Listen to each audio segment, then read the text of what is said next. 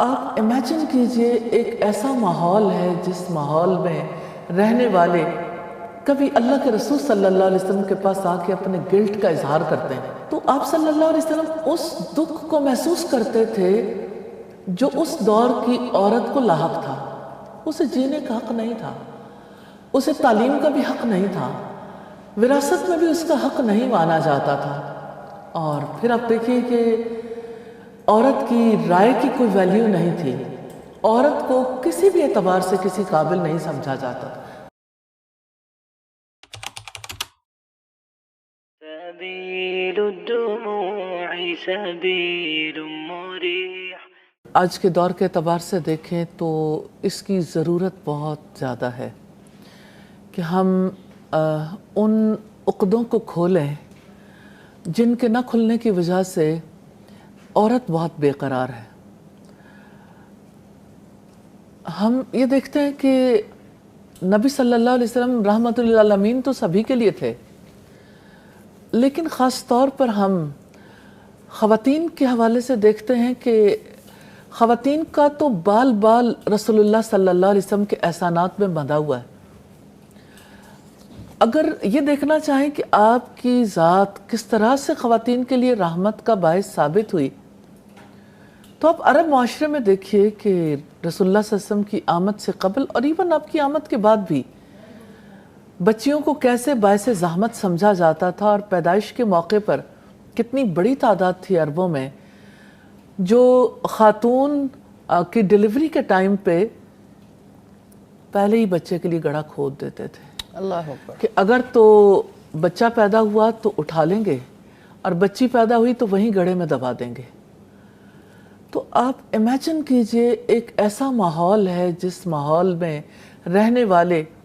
کبھی اللہ کے رسول صلی اللہ علیہ وسلم کے پاس آ کے اپنے گلٹ کا اظہار کرتے ہیں، تو آپ صلی اللہ علیہ وسلم اس دکھ کو محسوس کرتے تھے جو اس دور کی عورت کو لاحق تھا۔ اسے جینے کا حق نہیں تھا، اسے تعلیم کا بھی حق نہیں تھا، وراثت میں بھی اس کا حق نہیں مانا جاتا تھا۔ اور پھر آپ دیکھیے کہ عورت کی رائے کی کوئی ویلیو نہیں تھی، عورت کو کسی بھی اعتبار سے کسی قابل نہیں سمجھا جاتا تھا۔ اور یہ لیے کبھی میں یونیورسٹی میں پڑھاتی تھی تو مجھے ایسا لگتا تھا کہ بظاہر دور بدل گیا ہے، اندر سے انسان نہیں بدلا۔ تو آج بھی یعنی خواتین بچیاں جب یونیورسٹیوں میں پڑھتی ہیں بظاہر تو بہت ماحول ایسا نظر آتا ہے جیسے انہیں بڑی لبرٹی حاصل ہے، لیکن یہ کہ جو مائنڈ ہے نا اپنی جگہ پر ہے، مائنڈ سیٹ اس میں یہ کہ کوئی بچی جب مارکس زیادہ لیتی ہے تو اس کے اوپر جب تہمت لگائی جاتی ہے، جب وہ جاب لے لیتی ہے اس پر تب تہمت لگائی جاتی ہے، جب وہ کوئی رائے دیتی ہے تو اس کی رائے پہ سب مسکرا دیتے ہیں کہ اسے کیا پتا، اسے کیا خبر۔ اب سوچیں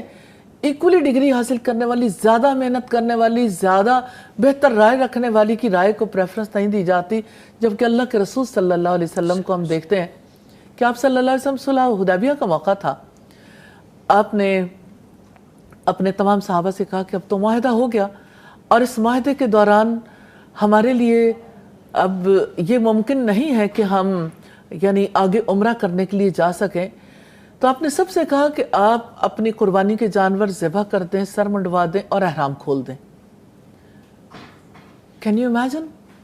کوئی ایک بھی نہیں تھا، آپ نے اپنی پوری حیات میں ایسا منظر نہیں دیکھا تھا۔ پھر یوں ہوا کہ آپ صلی اللہ علیہ وسلم اپنے خیمے میں تشریف لائے، سیدہ ام سلمہ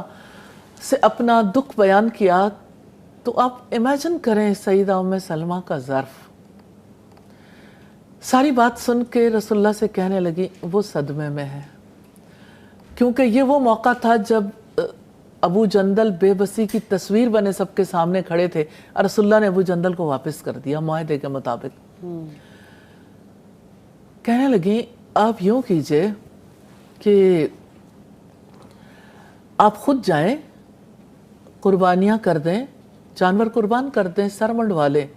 اور احرام کھول دیں، آپ کے پیچھے پیچھے سب ایسا کر لیں گے۔ اب آج بھی دیکھیے ہمارے یہاں تو ریسٹورنٹس بنتے ہیں زن مرید کے نام سے۔